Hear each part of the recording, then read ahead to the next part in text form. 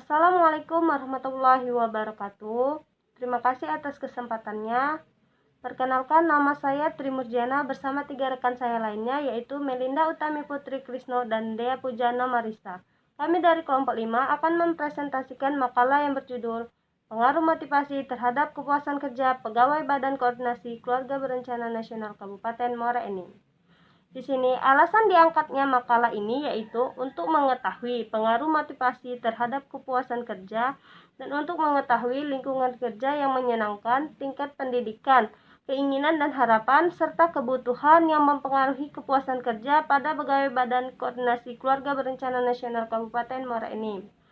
Latar belakang diangkatnya makalah ini yaitu bahwa pimpinan membutuhkan sekelompok orang lain dengan istilah lain dikenal sebagai bawahan yang digerakkan sedemikian rupa sehingga para bawahan ini memberikan pengabdian dan sumbangsinya kepada organisasi, terutama dalam cara bekerja yang efisien, efektif, ekonomis, dan produktif. Maka pemberian motivasi dikatakan penting karena pimpinan atau manajer itu tidak dapat sama dengan karyawan, karena seorang pimpinan tidak dapat melakukan pekerjaannya sendiri. Teori motivasi. Motivasi menurut Maniliang adalah pemberian kegairahan bekerja kepada pegawai dengan pemberian motivasi yang dimaksudkan pemberian daya perangsang kepada pegawai yang bersangkutan agar pegawai tersebut bekerja dengan segala daya dan upayanya. Lalu, motivasi menurut Sigia didefinisikan sebagai keseluruhan proses pemberian motif bekerja kepada para bawahannya sedemikian rupa sehingga mereka mau bekerja dengan ikhlas demi tercapainya tujuan organisasi dengan efisien dan ekonomis. Pentingnya motivasi karena motivasi adalah hal yang menyebabkan, menyalurkan, dan mendukung perilaku manusia supaya mau bekerja dengan giat dan antusias mencapai hal yang optimal. Menurut Hasibuan, teori-teori motivasi itu ada 3 kelompok. Yang pertama, teori kepuasan proses yang memfokuskan pada apanya motivasi. Lalu yang kedua, motivasi proses yang memusatkan pada bagaimananya motivasi. Lalu yang ketiga, teori pengukuhan yang menitik beratkan pada cara di mana perilaku dipelajari. Teori hierarki kebutuhan Maslow antara lain yang pertama itu adalah manusia, bahwa makhluk sosial yang berkeinginan ia selalu menginginkan lebih banyak. Keinginan ini terus-menerus dan hanya akan berhenti bila akhir hayatnya tiba. Lalu yang kedua, suatu kebutuhan yang telah dipuaskan tidak menjadi alat motivator bagi pelakunya, hanya kebutuhan yang belum terpenuhi yang akan menjadi motivatornya. Lalu yang ketiga, kebutuhan manusia tersusun dalam suatu jenjang atau hierarki, yaitu dimulai dari tingkat kebutuhan yang terendah. Menurut teori Patrick Herbert, ada 2 faktor yang mempengaruhi kondisi pekerjaan seseorang, yaitu yang pertama, faktor-faktor yang akan mencegah ketidakpuasan yang terdiri dari gaji, kondisi kerja, kebijakan perusahaan, penyediaan kelompok kerja. Lalu yang kedua itu adalah faktor-faktor yang memberikan kepuasan yang terdiri dari kemajuan, perkembangan, tanggung jawab, penghargaan, prestasi, dan pekerjaan itu sendiri.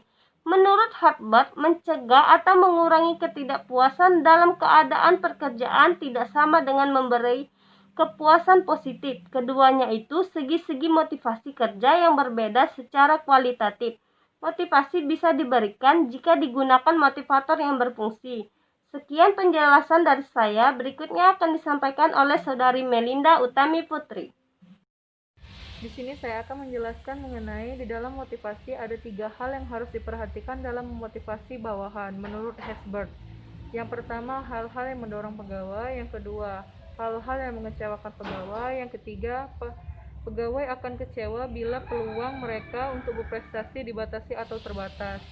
Menurut Siagan tahun 1983, halaman 63, ada 9 jenis kebutuhan yang sifatnya non-material yang dipandang anggota organisasi sebagai hal yang turut mempengaruhi perilakunya dan menjadi faktor motivasi yang perlu dipuaskan dan selalu mendapat perhatian setiap pimpinan organisasi, yaitu yang pertama, kondisi kerja yang baik terutama menyangkut segi fisik dari lingkungan kerja. Yang kedua, perasaan yang diikutsertakan. Yang ketiga, cara pendisiplinan yang manusiawi. Yang keempat, pemberian penghargaan atas pelaksanaan tugas yang baik. Yang kelima, kesetiaan pimpinan kepada para pegawai.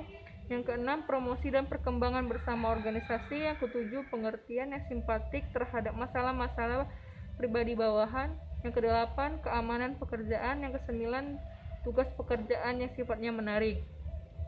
Di dalam teori ini terbagi menjadi 3 tingkatan kebutuhan manusia. 3 tingkatan tersebut antara lain, yang pertama, keberadaan atau eksistensi. Yang kedua, tidak ada hubungan atau relations. Yang ketiga, pertumbuhan atau grow.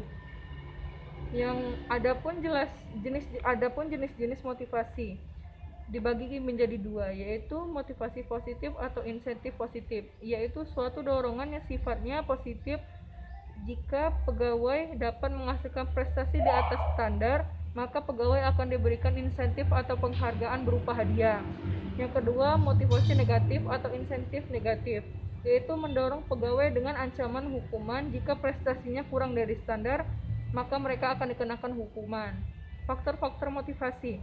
Faktor-faktor dibedakan menjadi 2, yaitu faktor eksternal dan faktor internal. Kepuasan kerja. Kepuasan kerja adalah sikap emosional yang menyenangkan dan mencintai pekerjaannya. Sikap ini dicerminkan oleh moral kerja, kedisiplinan, dan prestasi kerja. Kepuasan kerja dinikmati dalam pekerjaan dan kombinasi dalam dan luar pekerjaan. Faktor-faktor yang mempengaruhi kepuasan kerja. Yang pertama, balas jasa yang adil dan layak. Yang kedua, penempatan yang tepat sesuai dengan keahlian. Yang ketiga, berat ringannya pekerjaan. Yang keempat, suasana dan lingkungan pekerjaan. Yang kelima, peralatan yang menunjang pelaksanaan pekerjaan. Yang keenam, sikap pimpinan dalam kepemimpinannya. Yang ketujuh, sikap pekerjaan monoton atau tidaknya. Menurut Robin tahun 1996 halaman 181, adapun kepuasan kerja dipengaruhi oleh yang pertama, kerja yang secara mental mendukung atau menantang. Yang kedua, ganjaran yang pantas. Yang ketiga, kondisi yang mendukung. Yang keempat, rekan sekerja yang mendukung. Yang kelima, kesesuaian kepribadian. Selanjutnya akan dilanjutkan oleh Krisno. Terima kasih.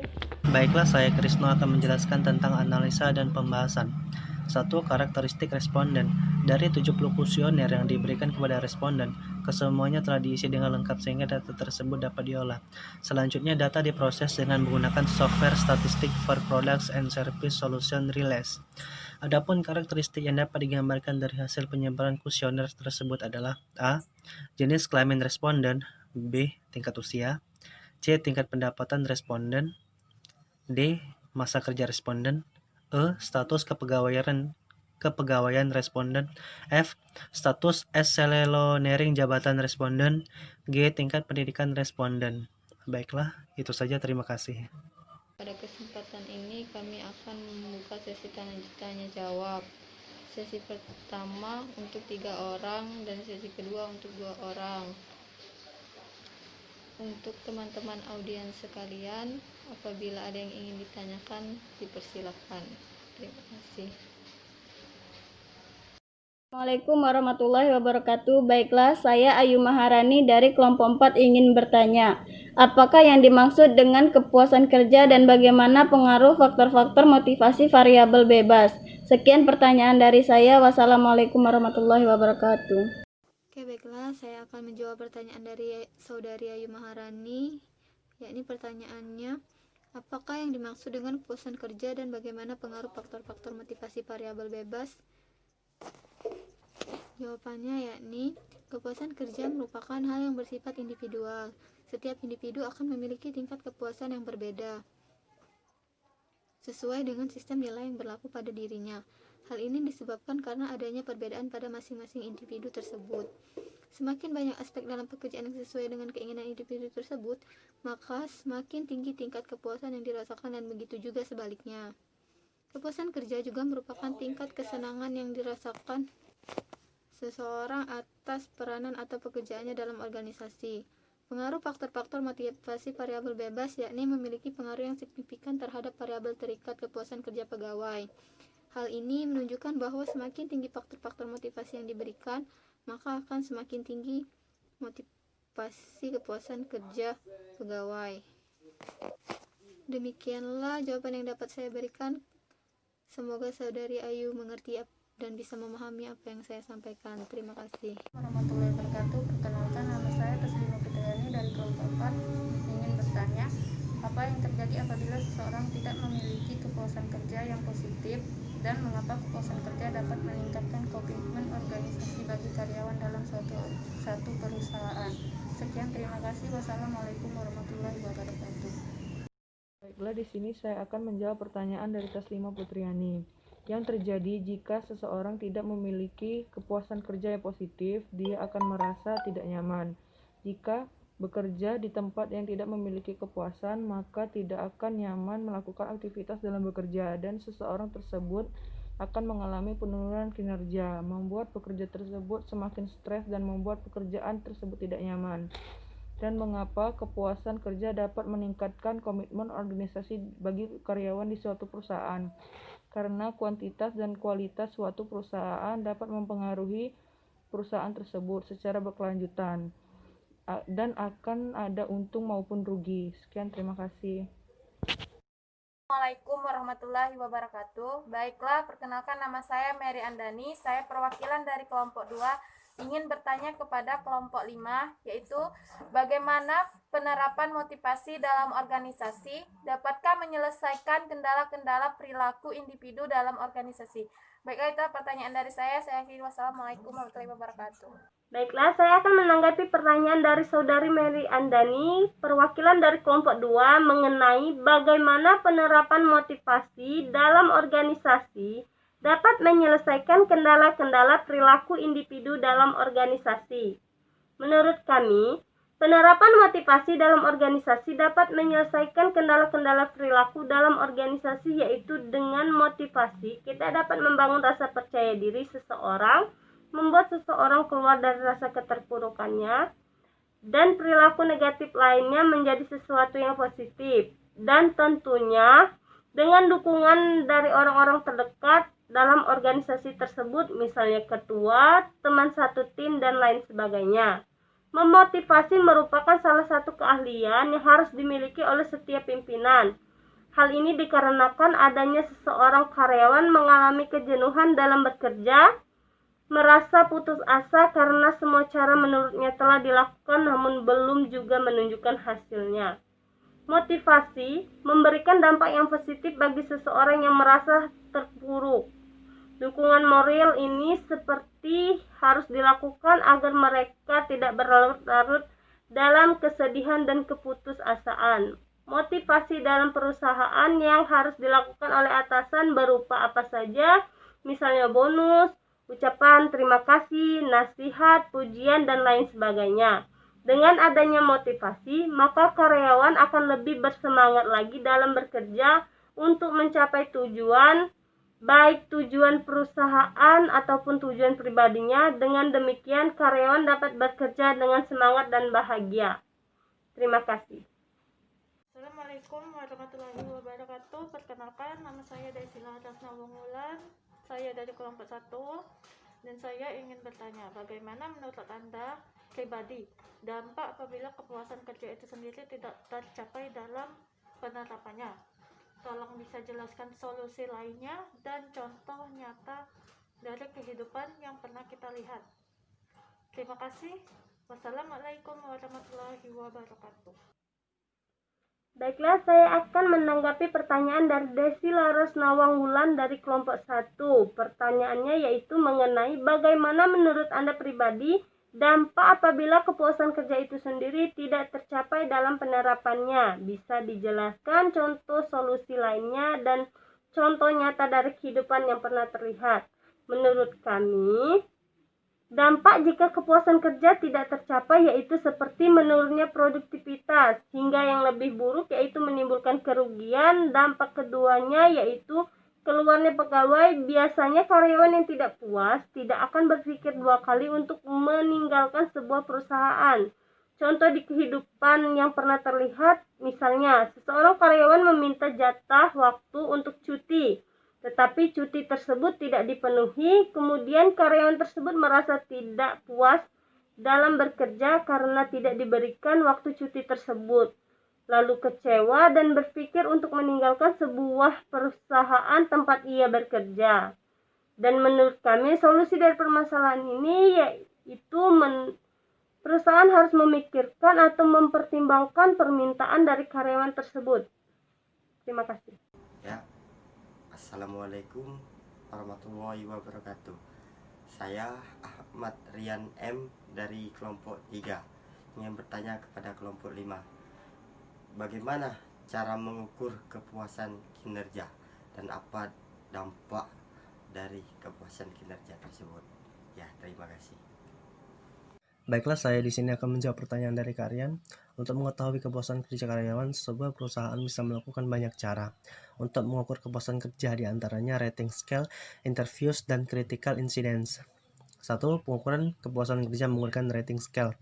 Rating scale merupakan salah satu cara mengukur kepuasan kerja yang sering digunakan oleh sebagian besar perusahaan. Rating scale jenis ini dapat mengukur berbagai macam elemen pekerjaan yang dinilai mampu menggambarkan tingkat kepuasan karyawan. Dari mulai elemen pekerjaan yang memiliki nilai sangat memuaskan hingga elemen pekerjaan yang memiliki nilai sangat tidak memuaskan. 2. Pengukuran kepuasan kerja menggunakan interviews merupakan cara mengukur kepuasan kerja karyawan dengan proses wawancara kepada karyawan yang dilakukan secara personal. 3. Pengukuran kepuasan kerja menggunakan critical incident. Critical incident merupakan instrumen pengukur kepuasan kerja karyawan dengan mengajukan beberapa pertanyaan pada para karyawan mengenai berbagai macam faktor yang dapat membuat mereka puas atau tidak puas. Dampak jika tidak tercapainya kepuasan kerja seperti menurunnya produktivitas hingga yang lebih buruk yaitu menimbulkan kerugian. Dampak kedua adalah keluarnya pegawai. Biasanya karyawan yang tidak puas tidak akan berpikir dua kali untuk meninggalkan sebuah perusahaan. Baiklah, terima kasih. 2. Pembahasan. Kepuasan kerja merupakan hal yang bersifat individual. Setiap individu akan memiliki tingkat kepuasan yang berbeda-beda sesuai dengan sistem nilai yang berlaku pada dirinya. Hal ini disebabkan karena adanya perbedaan pada diri masing-masing individu. Semakin banyak aspek dalam pekerjaan yang sesuai dengan keinginan individu tersebut, maka semakin tinggi tingkat kepuasan yang dirasakan, dan begitu juga sebaliknya. Hasil analisis menunjukkan bahwa variabel-variabel bebas faktor-faktor motivasi yang terdiri dari lingkungan kerja, tingkat pendidikan, keinginan dan harapan pribadi dan kebutuhan secara bersama-sama mempunyai pengaruh yang signifikan pada P sama dengan 0,000 atau P kurang dari 0,05. Keeratan hubungan variabel bebas dan variabel terikat adalah cukup kuat, yaitu R sama dengan 0,507 atau sebesar 50,7%.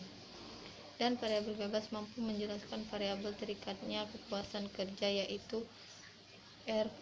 R2 sama dengan 0,477 atau sebesar 47,7%. Keadaan seperti ini menunjukkan bahwa faktor-faktor motivasi mempunyai pengaruh sebesar 47,7% terhadap kepuasan kerja pegawai Dinas Perhubungan Kabupaten Musirawas, sedangkan sisanya yaitu 52,3% pengaruhnya ditentukan oleh faktor-faktor lain di luar variabel yang belum disentuh dalam penelitian ini, seperti penempatan kerja, struktur organisasi perusahaan, umur, kondisi, kemampuan, dan pendidikan. Seluruh variabel-variabel bebas yang diteliti atau faktor-faktor motivasi memang benar mampu menjelaskan variabel-variabel terikatnya secara bermakna.